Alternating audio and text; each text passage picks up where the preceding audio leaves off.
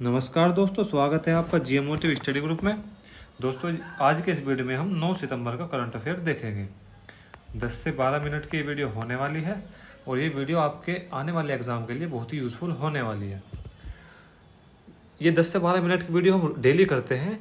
महीने के लास्ट में हम पूरे महीने का कंपाइलेशन करेंगे। इम्पोर्टेंट जितने भी क्वेश्चन होंगे वो सब हम कवर कर लेंगे। तो बिना किसी परेशानी टेंशन के इस वीडियो को अटेंड करते रहिए। नोट्स बनाने हो बनाइए, अन्यथा पीडीएफ भी आपको उपलब्ध करा दी जाएगी, आप मांग करिए।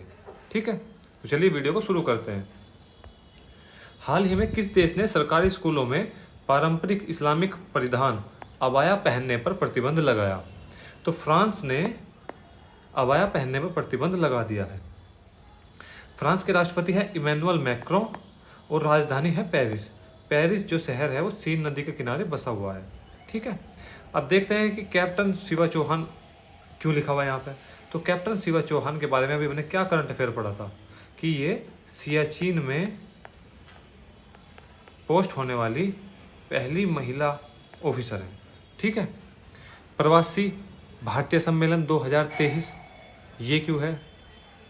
ये इंदौर में हुआ था। ठीक, और आपको ये बताना है कि अंडर 19 महिला T20 विश्व कप में कौन विजेता है, कौन उपविजेता है और कहाँ पर इसका आयोजन हुआ था। अगर आप जानते हैं तो इसे कमेंट में लिखिए, अन्यथा इसे सर्च कीजिए और तब कमेंट में लिखिए। ठीक, समुद्री पर्यावरण में ड्रेजिंग गतिविधियों पर नज़र रखने के लिए किसने marine sand watch data platform launch किया है? तो UNEP, जिसकी फुल फॉर्म है यूनाइटेड नेशन इन्वायरमेंट प्रोग्राम, उसने marine sand watch data platform launch किया है। अब ड्रेजिंग क्या होता है? तो समुद्र का जो तल होता है उसमें जमी हुई गाद कीचड़ आदि को बाहर निकालना ही ड्रेजिंग कहलाता है। अब देखते हैं कि UNEP ये क्या है। तो 5 जून 1972 को स्टॉकहोम में एक सम्मेलन हुआ था, स्टॉकहोम सम्मेलन। ठीक है, वो पर्यावरण को लेकर था, उसी में UNEP की स्थापना हुई। ठीक है, UNEP की स्थापना हुई 1972 में, ये आपको याद रखना है। ये पर्यावरण संरक्षण के लिए काम करती है संस्था और यह एक NGO टाइप से है। ओके, चलिए। किस देश के वैज्ञानिकों ने अंडे या शुक्राणु के बिना स्टेम सेल का प्रयोग करके मानव भ्रूण मॉडल का विकास किया है? तो इजराइल ने ये किया है। देखिए, हमें यदि कोई भी भ्रूण तैयार करना है तो उसमें शुक्राणु होने चाहिए प्लस अंडाणु होने चाहिए। दोनों जब मिलते हैं तो जाइगोट बनता है और यही जाइगोट निषेचन के पश्चात भ्रूण तैयार होता है। ठीक है, जो प्राकृतिक प्रोसेस ये है। लेकिन इन वैज्ञानिकों ने क्या किया है कि एक स्टेम सेल होती है जो सबसे मूलभूत कोशिका होती है, उसी से सारे अंग बनते हैं। देखिए, जैसे बच्चा गर्भ में होता है तो पहले कुछ ऐसा होगा, फिर धीरे धीरे वो आकार लेना शुरू करेगा। तो ये वाली जो कोशिका होती है इसे बोलते हैं स्टेम सेल। ठीक, इसी से सारी कोशिकाओं का निर्माण होता है, अलग अलग चरणों में आकर बाद में आदमी ऐसा बन जाता है इसी सेल से। तो इसी सेल का प्रयोग कर वैज्ञानिकों ने मानव भ्रूण का मॉडल तैयार किया है। इस सेल में शरीर के किसी भी अंग को बनाने की क्षमता होती है। इस पर बहुत रिसर्च चलता रहता है लगातार। ठीक, हाल ही में स्वयं को दिवालिया घोषित करने वाला ब्रिटिश शहर कौन सा है? तो बर्मिंघम है। ठीक है, बर्मिंघम खुद को दिवालिया घोषित करने वाला शहर है। ठीक है, और अब देखते हैं कि मैनचेस्टर, एक शब्द होता है मैनचेस्टर। लोग नहीं समझ पाते हैं कि भारत का मैनचेस्टर, विश्व का मैनचेस्टर, उत्तर भारत का मैनचेस्टर क्या है ये। तो मैनचेस्टर इंग्लैंड में एक शहर है जो सूती वस्त्र हेतु प्रसिद्ध है, सूती वस्त्र के लिए प्रसिद्ध है।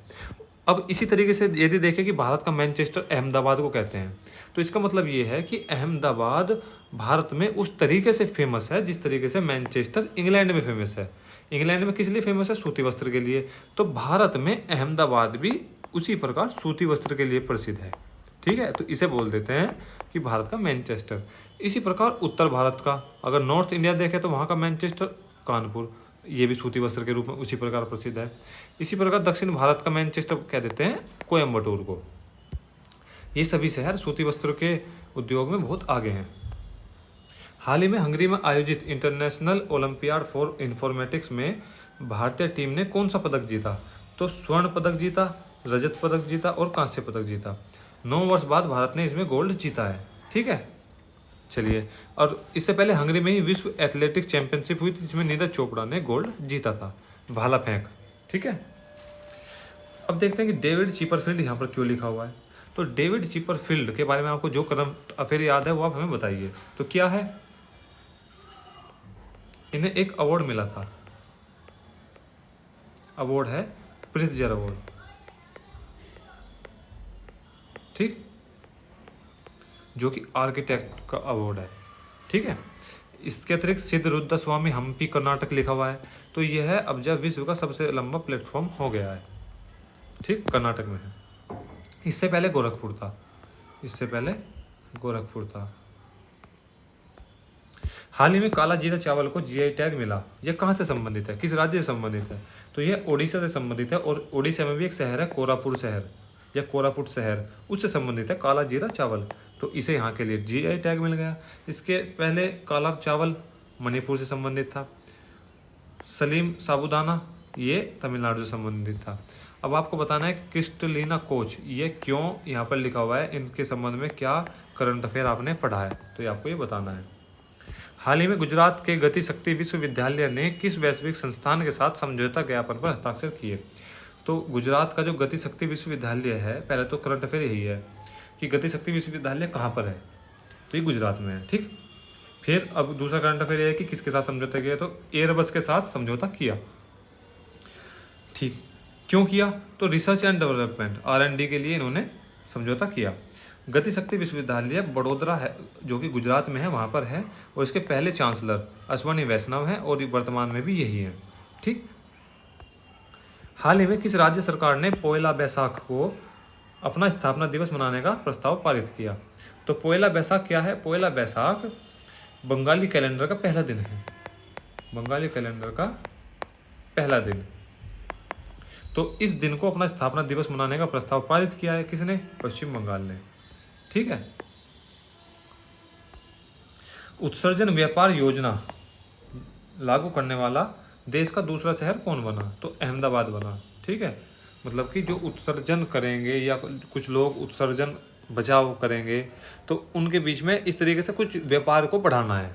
कैसे कि भाई एक व्यक्ति है, उसकी क्षमता मतलब आप बोल सकते हैं कि वो इतना उत्सर्जन कर सकता है और दूसरा बहुत ज़्यादा उत्सर्जन कर रहा है, तो दूसरे वाले से कुछ धन या व्यापार का उस तरफ निर्गमन कराया जाएगा। ठीक, तो अहमदाबाद दूसरा है, तो पहला कौन सा है? सूरत। 2019 में इसने उत्सर्जन व्यापार योजना को लागू किया था।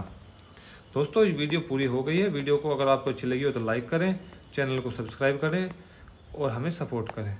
आपका सपोर्ट ज़रूर चाहिए, उसके बाद ही हम कुछ कर पाएंगे, और आगे भविष्य में बहुत कुछ करने का प्रोग्राम है, तो कृपया सपोर्ट कीजिए बस।